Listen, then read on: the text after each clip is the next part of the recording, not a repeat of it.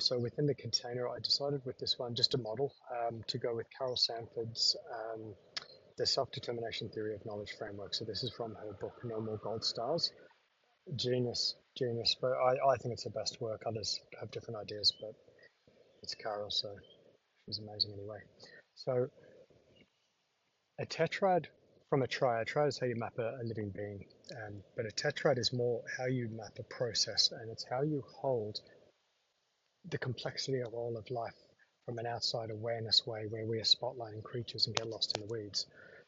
So it works from ground to goal, with the direction in mind. So it's where you come from, your next best step on the way to where you're going, and the tools you need to get there.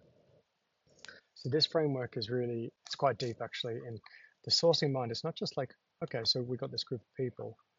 Um, it's not just where they've come from. It's like, where have they sourced their thinking from to get where they are now?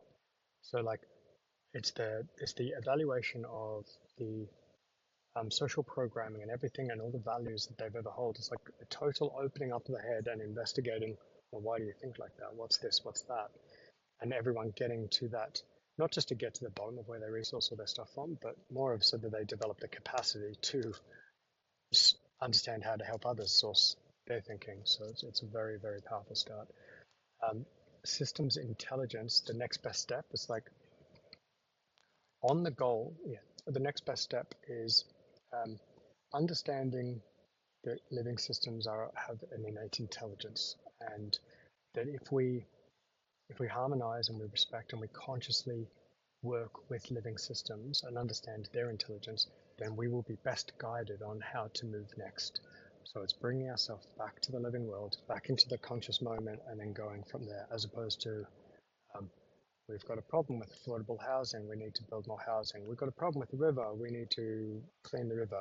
All these problem solutions that perpetuate more problems. The direction, the time binding, so that is our ultimate unique potential as a species. So if you think of Alfred Kovispis, I've got to get his name right, here is like plants are energy binding creatures. Um, Animals are space binding creatures, like they bind place together through movement, and humans are time binding creatures, meaning we bind time through the eons, and we tell it through our story and through our culture. That's almost like our evolutionary process as a species.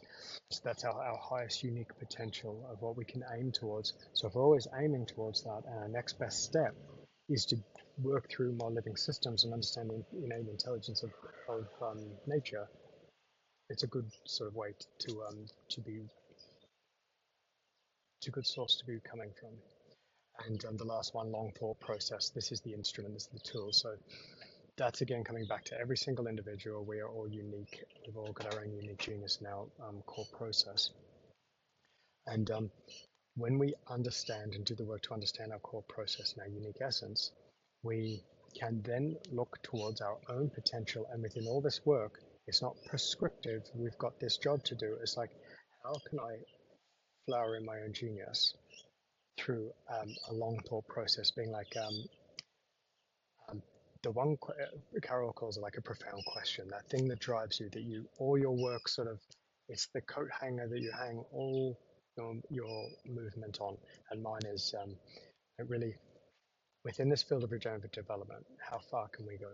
Like how far can I evolve me and the field of regenerative development as a form of conscious civilization design? I don't know if I'm going to contribute anything, but every single thing that I do, that's what I'm working towards.